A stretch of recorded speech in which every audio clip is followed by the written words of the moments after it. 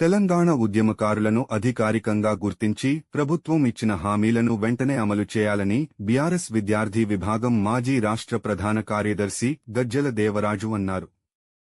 ఈరోజు సిరిసిల్లలో ఓ ప్రైవేట్ పాఠశాల గజ్జెల దేవరాజు ఆధ్వర్యంలో ఏర్పాటు చేసిన రౌండ్ టేబుల్ సమావేశంలో ఉద్యమకారులు మాట్లాడుతూ తెలంగాణ రాష్ట్ర సాధన కోసం పోరాడిన ఉద్యమకారులను ప్రభుత్వం అధికారికంగా గుర్తించాచి కాంగ్రెస్ ప్రభుత్వం ఇచ్చిన హామీల ప్రకారం ఉద్యమకారులకు 250 గజాల స్థలం, నెలకు 25,000 రూపాయల పెన్షన్, ఉచిత బస్సు పాస్ సౌకర్యం కల్పించాలని, కార్పొరేట్ ప్రైవేట్ ఆస్పత్రిలో ఉచిత వైద్య సౌకర్యం కల్పించాలని, సెప్టెంబర్ 17 లోపు ఉద్యమకారుల హామీలన్నీ అమలు చేయాలని కోరారు.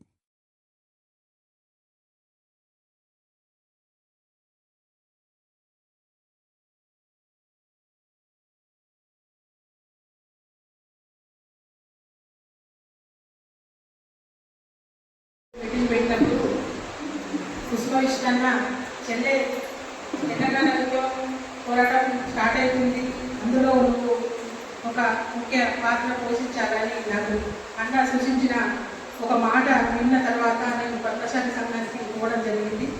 ఆ రోజు అన్న లేకపోతే నేను ఈ యుద్ధంలో పాల్గొనేదానో లేదో నాకు తెలియదు, కానీ ఈ యుద్ధం చేసినందుకు నాకు చెప్పి అక్కడ పాల్గొనించినందుకు అన్నకు ముఖ్యంగా నమస్కారం చేస్తున్నా.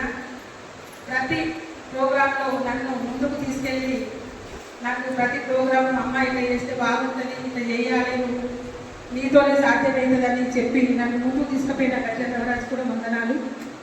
ఎందుకంటే గజ్జెల దేవరాజు నన్ను చాలా ప్రోత్సహించి ముందుకు తీసుకుపోయి ఆ 124 రోజులు ఒక్కరోజు కూడా నేను ఇంట్లో ఉండకుండా విద్యమానంగా ఎక్కడైతే నిరాదీక్ష పెట్టారో ఆ 3 నిరాదీక్షలకు నేను ప్రతి నిరాదీక్ష కడికి పోయి ప్రతి ఒక్కరికి రోజు కలవడం జరిగింది.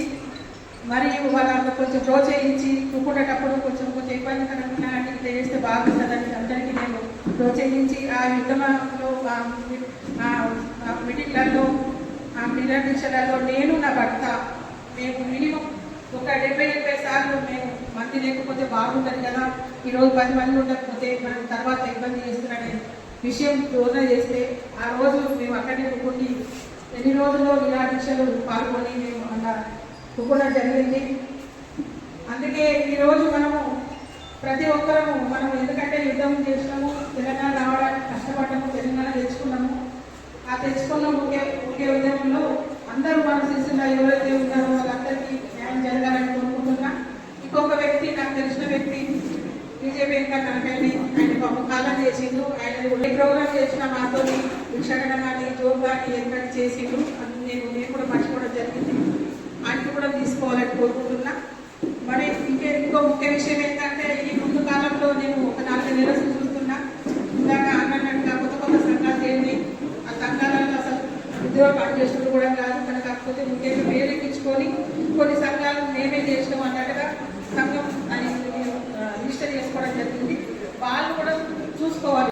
ఈ రకంగా మరి వాళ్ళు కోరుకున్న హామీలు అన్ని వాళ్ళు కోరుకున్న సమస్యలను మరి అమలుపరచాలని మరి ఎంతో మంది ఉద్యమకారులు మరి ముందు పోయి రాష్ట్రం కొరకు పోరాడితే తెలంగాణ రాష్ట్రం వచ్చింది, సంతోషం.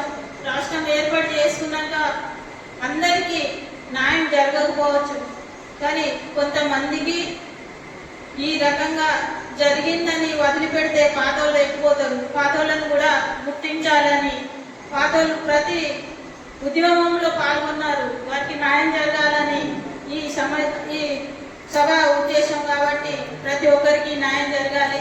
నేను 2008లో టౌన్ మహిళా అధ్యక్షురాలుగా ఉన్నప్పుడు మరి నా తోటి మహిళలు కూడా చాలా మంది ఈ ఉద్యమంలో పాల్గొన్నారు. వారందరూ నా సభకు ఉన్నారు. ఇప్పుడు నా ఒక్కదాని మీద కేసు అయింది, జైలు నాది ఒకటి, ఎఫ్ఐఆర్ కాపీ, అవన్నీ సాక్ష్యాలు ఉన్నాయి. వాళ్ళు లేకపోవచ్చు, కానీ సహకరించి వాళ్ళని కూడా గుర్తు చేయాలి, ముందుకు తీసుకోపోవాలి. నేను 2001 నుండి జెడ్పీటీసీగా చేసి అందరు మహిళలను కూడా ఈ ఉద్యమంలో సహకరించి వాళ్ళని కూడా ముందుకు తీసుకుపోయినా, వారందరికీ ఏం న్యాయం చేయలేకపోయినా ఈ రకంగానైనా వారికి అందరికీ న్యాయం చేయాలని జరగాలని కోరుకుంటున్నా. ఇంకొకటి మా ఆయన ఉన్నాయి 2001 నుండి. అది నౌకరి ఉండే ఆర్టీసీలో అది విడిచిపెట్టి కూడా రాజకీయంలో ప్రజాసేవ కొరకు ఇద్దరం 100 రోజుల దీక్షలో సగం నేనే మహిళలను ఆ కారులో తీసుకుపోయి దీక్షలో రోజు కూర్చొని దీక్షలో మంది ఉండాలనేసి ప్రతి మహిళలను ఎంతో ప్రోత్సహించి దీక్షను నడిపించి 100 రోజుల దీక్షను సక్సెస్ చేసినాం. మా ఆయన నౌకర్ రాజీనామా చేసి 2 సార్లు కౌన్సిలర్ అయ్యారు. మరి ఇప్పటికైనా ప్రజాసేవకే మేము అంకితంగా ఉన్నాం, ముందుకు పోతున్నాం. ఇంకా అందరూ ఉద్యమంలో పాల్గొన్న ప్రతి ఒక్కరికి న్యాయం జరగాలని కోరుకుంటున్నాం. పట్టణంలో 2001 నుంచి తెలంగాణ ఉద్యమంలో కీలక పాత్ర పోషించి తెలంగాణ రాష్ట్రం అత్యంతంగా నిరంతరం పోరాటం చేసినటువంటి తెలంగాణ ఉద్యమకారుల సమావేశం ఏర్పాటు చేయడం జరిగింది.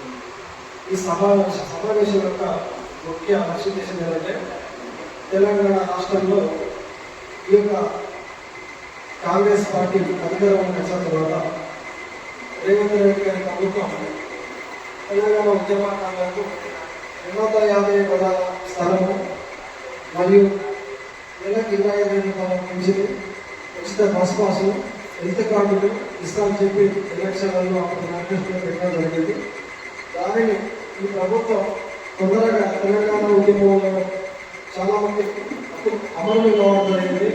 మొదటి ప్రియారిటీగా తెలంగాణ ఉద్యమంలో అమలు అయిన కుటుంబాలకు మొదట అవకాశం ఇచ్చి, రెండవ అవకాశం తెలంగాణ ఉద్యమంలో పాల్పంచుకున్న కేసులు అయినటువంటి వాళ్ళకు రెండో ఆప్షన్గా, మూడో ఆప్షన్గా అరెస్టులై బయటైన వాళ్ళకు ఇవ్వాలని చెప్పి, మళ్ళీ ఇంకొక ఆప్షన్గా ఈ గవర్నమెంట్ పెట్టినటువంటి విధానంలో ఎవరైతే ఒక నాయకుడు పనిచేసినప్పుడు ఆ నాయకుడు వెనకాల ఎవరెవరు పనిచేసారు, మీరు నాయకులందరూ అప్పుడు ఉద్యమం చేసిన ఉద్యమ నాయకులందరూ కలిసి కూర్చొని మాట్లాడుకొని దాన్ని బట్టి మీరు మీ వెనకాల ఎవరో చేసిన ఒక లిస్ట్ అవుట్ చేసుకొని కేకే కమిటీ గారికి సమర్పించాలని చెప్పి ఆ యొక్క మన కేకే కమిటీ వాళ్ళని కోరడం జరిగింది.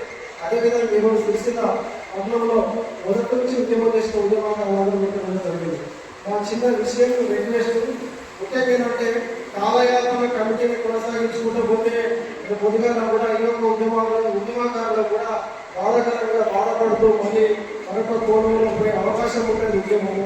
కాబట్టి ఏదేమైనా ఈ ప్రభుత్వం ఇచ్చినటువంటి ఈ ప్రకారం మాత్రమే, ఈ కాంగ్రెస్ ప్రభుత్వం ఇచ్చినటువంటి హామీలు నెరవేర్చాలని ఎప్పుడైతే ఇవ్వడం జరిగిందో అదేవిధంగా ఈ సెప్టెంబర్ 17 లోపు ఈ యొక్క కాంగ్రెస్ ప్రభుత్వము ఈ యొక్క తెలంగాణ ఉద్యమకారులకు ఇస్తున్నటువంటి హామీలు అతి తొందరగా నెరవేర్చాలని చెప్పి ఈ యొక్క సమావేశం ఏర్పాటు చేసుకోవడం జరిగింది. సాధించుకున్న వారిని గుర్తించాలనే ఒక ఆలోచన కొరకు ఈరోజు ఈ మీటింగ్ ఏర్పాటు చేస్తున్నారు. దేవరాజ్యానికి ఈ మీటింగ్ లో పాల్గొంటున్న ప్రతి తెలంగాణ ఉద్యమంలో పాల్గొన్న ప్రతి ఉద్యమకారులందరికీ పేరు పేరున ముందుగా అందరికీ నమస్కారం తెలియజేసుకుంటూ, ముఖ్యంగా ఆ రోజు దాదాపు 4-5 సంవత్సరాలు అది ఒక ఉద్యోగం అంటే తెల్లారి లేస్తే వేరే పని లేదు.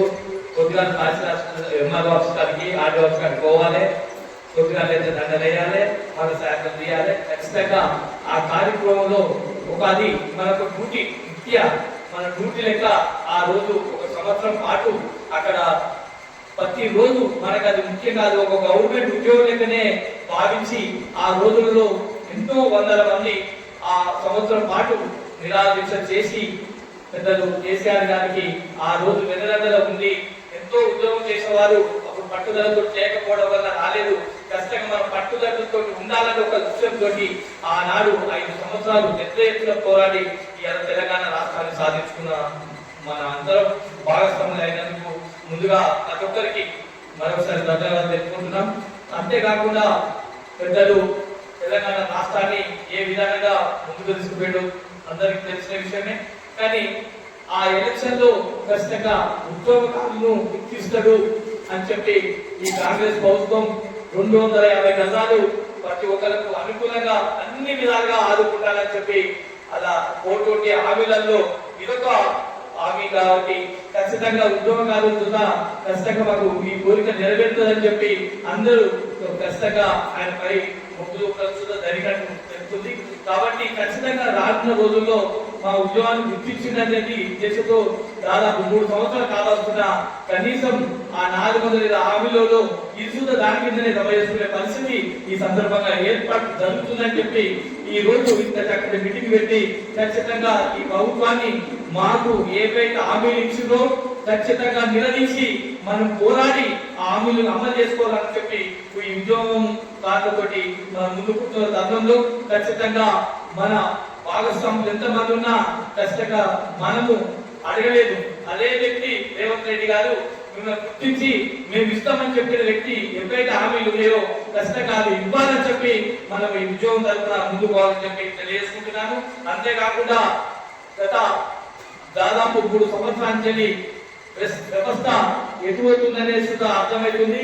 కాబట్టి ఇది ఆ మాదిరిగా కాకుండా ఎన్నో హామీలు ఇచ్చింది అవి కాదు, ఇది మాత్రం కష్టంగా నెరవేర్చాలని చెప్పి, ఎందుకంటే తెలంగాణ ఉద్యోగులు పాల్గొన్న వ్యక్తులు కాబట్టి ఖచ్చితంగా ఇది అమలు కావాలని చెప్పి మనందరం ఏకతాటిపై ఉండి ఈ ఉద్యోగం ముందుకు తీసుకోవాల్సిన అవసరం మనందరికీ ఉందని చెప్పి ఈ సందర్భంగా తెలియజేసుకుంటూ ఖచ్చితంగా ఈ ఉద్యోగంలో నేను ముందుగా మీ సైతం చెప్పి తెలియజేసుకుంటూ ముగిస్తున్నాను. నిజంగా ఉద్యోగం ప్రతి ఒక్కరికి ఉద్యోగంలో పాల్గొన్న ప్రతి ఒక్కరు కూడా ప్రభుత్వం ద్వారా న్యాయం జరిగే విధంగా ఉండాలని చెప్పి దీనికోసం అందరం ఒక నిర్ణయం తీసుకొని ఏ విధంగా ఉద్యోగం ఉండాలంటే అయిపోదు అదే ప్రకారం పోవాలని చెప్పి కోరుకుంటూ, అంతేకాకుండా ఇప్పుడు ఈ కార్యక్రమాన్ని ఉద్దేశించి మన తెలంగాణ వికాస్ సమితి జిల్లా అధ్యక్షులు పడి రాజారావు గారు మాకు ఉద్యమంలో వెనుకాల నుండి ఎంతో ఉద్యమానికి సహకరిస్తూ ముందుకు నడిచాలని ప్రజలుగా మాట్లాడుకుంటున్నాం.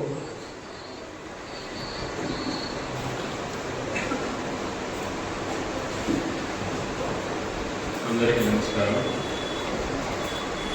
సభకు నమస్కారం మరియు సభ నిర్వాహకులకు వాస్తవానికి ఉద్యమకారులు అనగానే మనలో ఒక టైప్ ఆఫ్ ఫీలింగ్ వస్తుంది ప్రతి ఒక్కరికి. ఉద్యమం చేసిన దాంట్లో క్లారిఫికేషన్స్ గ్రేడేషన్స్ ఏముంటాయి.